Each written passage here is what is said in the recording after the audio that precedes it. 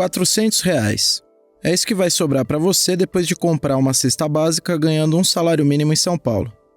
Eu sou o Antônio Mami e esse aqui é o Durma Com Essa, o podcast de notícias do Nexo.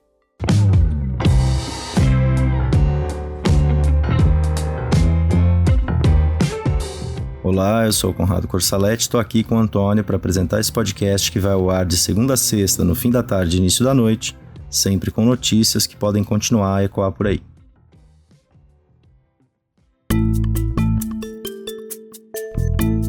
Segunda-feira, 9 de maio de 2022.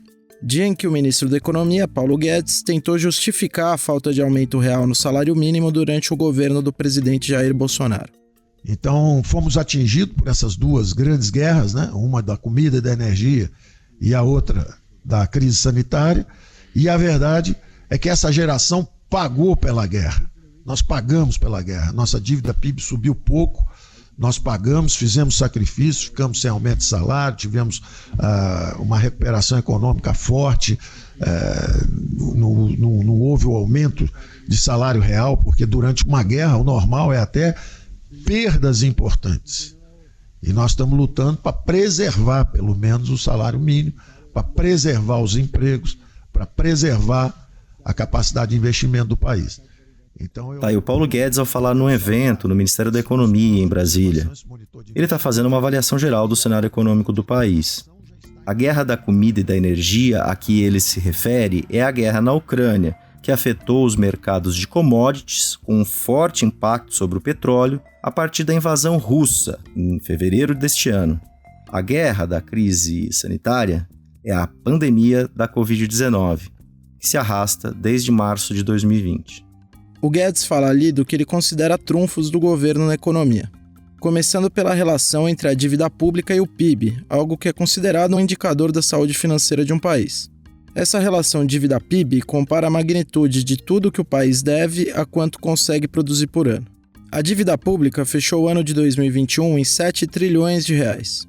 Já o PIB foi de 8 trilhões e 700 bilhões de reais. A relação entre dívida pública e PIB nesse ano, então, foi de cerca de 80%. É mais do que os 74% registrados em 2019 e menos que os 89% registrados em 2020. Então é a esses dados que o Paulo Guedes se refere quando diz que a dívida pública subiu pouco na pandemia. O Guedes então fala em recuperação econômica forte. Em 2021, o PIB do Brasil cresceu 4,6%. Mas esse número se deve em boa parte à base baixa de comparação de 2020, quando a economia enfrentou fortes restrições ligadas à pandemia. O crescimento expressivo se deve mais ao resultado ruim de 2020, quando o PIB encolheu 3,9%, do que pela pujança da atividade econômica em 2021. No fim, o Brasil recuperou as perdas sofridas naquele primeiro ano de pandemia e voltou praticamente para o mesmo nível de 2019, período pré-pandemia. Lá no ano de 2019, aliás, quando não tinha guerra nem pandemia, o PIB nacional cresceu pouco mais de 1%. A projeção de crescimento do PIB para 2022 é baixa. O Banco Mundial e o FMI, Fundo Monetário Internacional, estimam uma alta menor do que 1%, enquanto o governo fala em 1,5%. O Brasil vive um ciclo de elevação de juros desde o começo de 2021. A Selic, taxa básica de juros que serve como referência para bancos e empréstimos, chegou a 12,75% ao ano em maio, o maior nível desde 2017. As mudanças na taxa básica têm implicações sobre a atividade econômica. O crédito mais caro, por exemplo, pode desestimular investimentos e consumo e esfriar a economia. O Banco Central vem elevando as taxas de juros com o objetivo de conter a aceleração inflacionária. Em março de 2022, os preços tinham avançado 11,3% em 12 meses acumulados. O aumento dos preços vem desde 2020. Em 2021, quando o país fechou o ano com inflação acima de 10% pela primeira vez em 5 anos, diversos fatores impulsionaram as altas. Petróleo e dólar, com a cotação lá em cima, conta de luz nas alturas devido ao baixo nível dos reservatórios e alimentos mais caros por causa de secas e geadas. Em fevereiro de 2022, a pressão sobre a inflação ganhou um novo fôlego com a guerra na Ucrânia, levando a essa alta de preços internacionais de commodities. No Brasil, isso se fez sentir sobretudo por causa da alta do petróleo, que fez disparar os preços de combustíveis. Esse cenário de inflação e juros altos coloca o Brasil como uma das economias com pior perspectiva de crescimento para 2022, segundo o FMI. Aí depois de listar o que enxerga como trunfos da economia, o Paulo Guedes fala do que ele chama de sacrifícios. Ele cita especificamente a falta de aumento no salário real. Fala que por causa dessas duas guerras, a da Ucrânia e a guerra contra a Covid, o governo não aumentou o salário real, não reajustou o salário mínimo para além da inflação. Essa fala aconteceu no mesmo dia em que o jornal O Globo publicou uma reportagem dizendo que o presidente Jair Bolsonaro vai terminar o seu mandato em dezembro de 2022 como o primeiro presidente desde o Plano Real a deixar o salário mínimo valendo menos do que quando entrou. A reportagem se baseia nos cálculos da corretora Tulet Prebon Brasil, que aponta que a perda do poder de compra de um salário mínimo será de 1,7% entre janeiro de 2019, logo que o Bolsonaro assumiu, e dezembro de 2022, antes do reajuste da virada do ano. Lembrando que o Bolsonaro ainda vai assinar o último reajuste do ano em 31 de dezembro de 2022. Com base nas projeções de inflação do Banco Central até o fim do ano, o salário mínimo real vai cair dos R$ 1.213 de janeiro de 2019 para R$ 1.193 no último mês desse mandato do Bolsonaro.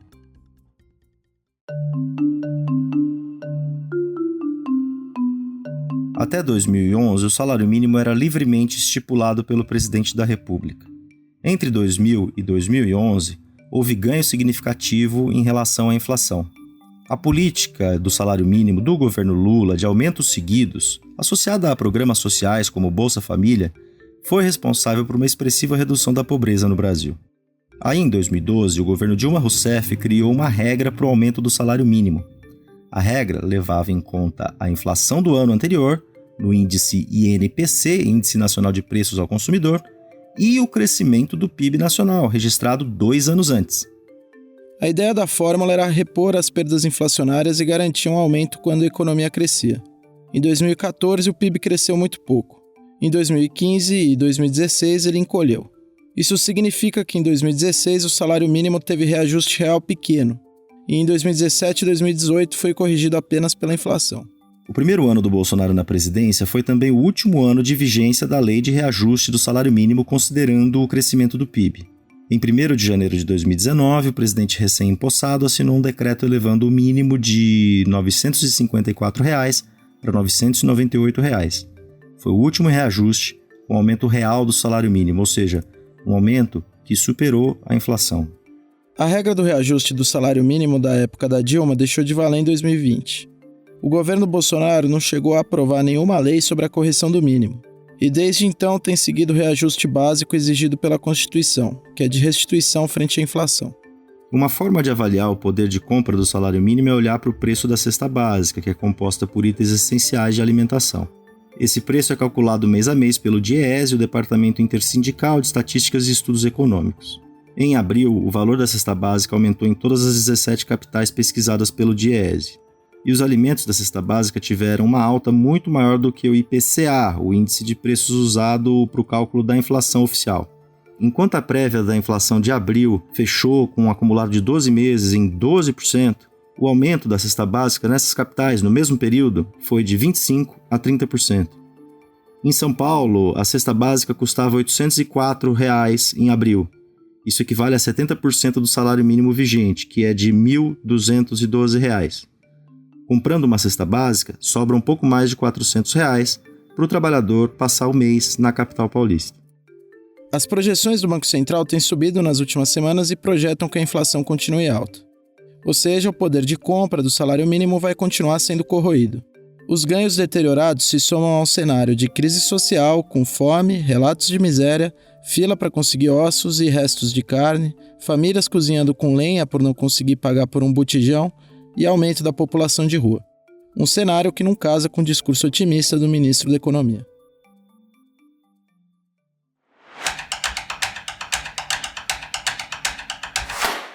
O ministro da Defesa, o general Paulo Sérgio Nogueira de Oliveira, fez um pedido no final de abril ao Tribunal Superior Eleitoral, o TSE.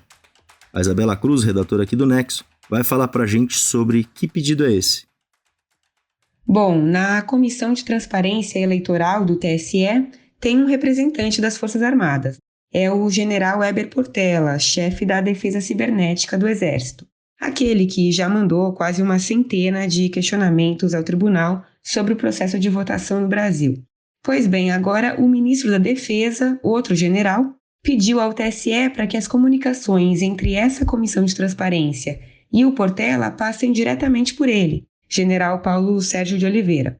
Pela Constituição, é verdade, o ministro da Defesa manda nas Forças Armadas, e acima deles vem o presidente da República. Mas quando o ministro Luiz Roberto Barroso, que era presidente do TSE, convidou um representante das Forças Armadas para participar da comissão, ele estava pensando em alguém técnico dos órgãos militares, não no ministro da Defesa, né, que, apesar de ser militar, é ali diretamente do governo Bolsonaro. Bolsonaro, aliás, que vai ser um dos concorrentes na eleição. Na prática, portanto, dá para ver esse pedido do ministro como mais um passo do governo Bolsonaro para tentar participar da preparação eleitoral, algo que o presidente tem feito para tumultuar, né? Com ameaças abertas e sem fundamento ao sistema eleitoral. Isabela, e quais estão sendo os efeitos desse convite que o TSE fez para as Forças Armadas acompanharem as eleições?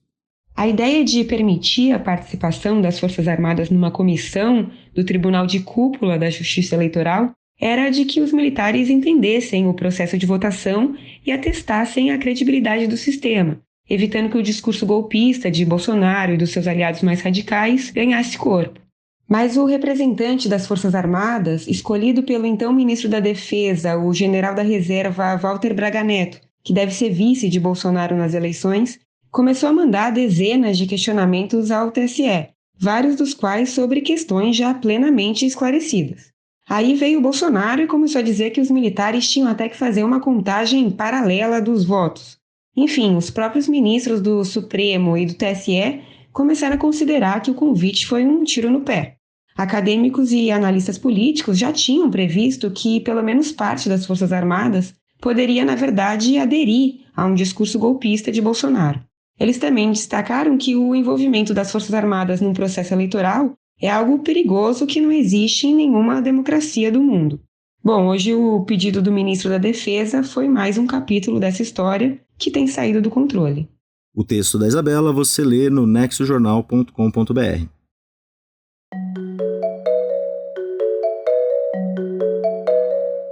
As eleições das Filipinas estão com o resultado encaminhado. E quem deve substituir o presidente Rodrigo Duterte é o filho de um ditador que governou o país durante 20 anos. Quem conta pra gente é o repórter especial João Paulo Charlot. Olá, ouvinte, olá, amigos do Durma com essa. As Filipinas devem eleger como presidente Ferdinando Marcos Júnior, também conhecido como Bong Bong. A eleição ocorreu nesta segunda-feira e o resultado oficial ainda não é conhecido, mas a vantagem dele para a segunda colocada, Leni Robredo, é tão grande nas pesquisas que uma virada é considerada impossível. O país é governado hoje por Rodrigo Duterte, um político que se tornou presidente pregando a morte de traficantes de drogas como uma política pública. Em 6 anos, 30 mil pessoas foram mortas em execuções extrajudiciais como parte dessa política que passou a ser investigada no Tribunal Penal Internacional como crime contra a humanidade. O Duterte não vai disputar um novo mandato porque a Constituição filipina não permite a reeleição, mas ele se acertou com o Bong Bong, o líder nas pesquisas, que acenou com a disposição de anistiar Duterte de toda e qualquer acusação que ele venha a sofrer depois do fim do seu mandato. A promessa não é surpreendente quando se sabe que o provável novo presidente filipino é filho de um outro político famoso que 36 anos atrás fez um governo muito semelhante ao atual no que diz respeito aos direitos humanos. Esse político se chamava Ferdinando Marcos. Ele governou as Filipinas com mão de ferro durante 21 anos, entre 1965 e 1986. Metade desse governo foi feito sob lei marcial e mais de 70 mil opositores políticos foram presos, pessoas de esquerda, sindicalistas, socialistas, comunistas, ao longo dessas 2 décadas transcorridas em plena Guerra Fria. Agora, o filho dele, o Bong Bong, está prestes a ser proclamado presidente e, ao assumir, deve substituir Duterte. As Filipinas vão vivendo assim um ciclo de mudança entre 2 líderes que se tornaram conhecidos por levar a cabo políticas que resultaram em milhares de mortes violentas. Nesse processo de sucessão entre populistas violentos, a internet teve um papel crucial. Nos últimos 10 anos, memes de redes sociais, vídeos de TikTok e outras postagens se encarregaram de fazer uma campanha massiva para reescrever a história, enaltecendo a ditadura de Ferdinando Marcos e dizendo que as mortes provocadas por ela foram um mal menor diante do perigo do comunismo. Tudo isso ajudou a pavimentar a vitória do filho dele agora, que considera o próprio pai um gênio político.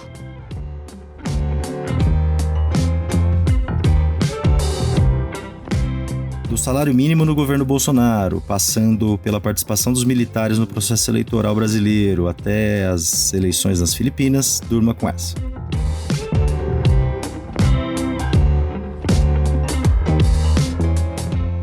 Com o roteiro de Antônio Mami, produção de Conrado Corsaletti, participações de Isabela Cruz e João Paulo Charlot, colaboração de Marcelo Rubissec e edição de áudio de Roberto Soares, termina aqui mais um Durma com essa. Até amanhã.